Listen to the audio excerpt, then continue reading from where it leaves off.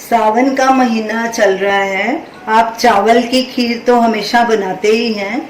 हमने इस बार मखाने की खीर बनाई है। ये खीर बहुत ही हेल्दी खीर है और फटाफट बन जाती है और खाने में भी बहुत टेस्टी है। तो आप इस खीर को ज़रूर ट्राई कीजिए। अगर आपको हमारी रेसिपी अच्छी लगे तो हमारे वीडियो को लाइक कीजिए, शेयर कीजिए, हमारे चैनल को सब्सक्राइब कीजिए। तो चलिए देखते हैं हमने इस खीर को कैसे बनाया है। गैस को हमने सिम पे रखा है। एक पैन लेंगे, इसमें 1 टीस्पून देसी घी डालेंगे और घी को मेल्ट होने देंगे। घी मेल्ट भी हो चुका है और गर्म भी हो गया। इसमें 1 कप मखाने डालेंगे। ये वजन में 15 ग्राम है। इन्हें लगातार कड़छी चलाते हुए रोस्ट करेंगे और इन्हें तब तक रोस्ट करना है जब तक ये क्रिस्पी ना हो जाए।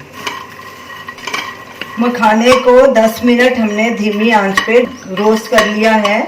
अब देखिए ये क्रिस्पी हो गए हैं। ऐसे हाथों से दबाने से टूट रहे हैं आसानी से। ये देखिए। अब गैस को बंद करेंगे और इन्हें एक बोल में ट्रांसफर कर लेंगे। इनमें से 1/3 कप मखाने हम क्रश कर लेंगे दरदरा, बाकी के हम साबुत डालेंगे। तो चलिए खीर बनाना शुरू करते हैं। एक पैन लेंगे, इसमें ये आधा लीटर दूध डालेंगे। ये फुल फैट मिल्क है।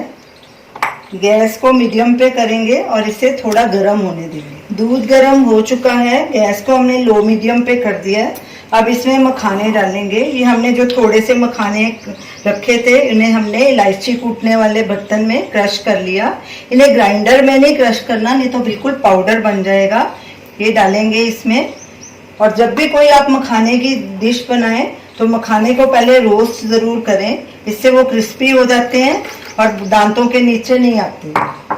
तो साबुत मखाने भी डाल दिए हमने, दोनों मखाने इसमें डाले हैं। और ये हमने केसर के कुछ धागे 10 से 15 गर्म दूध में भिगो के रखे थे, ये डालेंगे। 1/2 टीस्पून छोटी इलायची का पाउडर। इनमें से आप कुछ भी डाल सकते हैं, जो आपकी मर्जी है। तो ये कुछ ड्राई फ्रूट्स हैं, ये भी साथ में ही डालेंगे ताकि ये भी अच्छे से पक जाएं। ये हमने 10-12 काजू लिए थे, 10-12 बादाम, इनको भिगो के इनका छिलका निकाल दिया। ये 10-12 किशमिश है, ये भी डाल देंगे। इन सब को इकट्ठा पकाएंगे और बीच बीच में कड़छी चलाते रहेंगे। और इस खीर को थिक होने तक पकाना है, इसे ज़्यादा थिक नहीं करना। ये हमने क्रश करके मखाने इसलिए डाले थे ताकि हमारी खीर थोड़ी थिक हो जाए।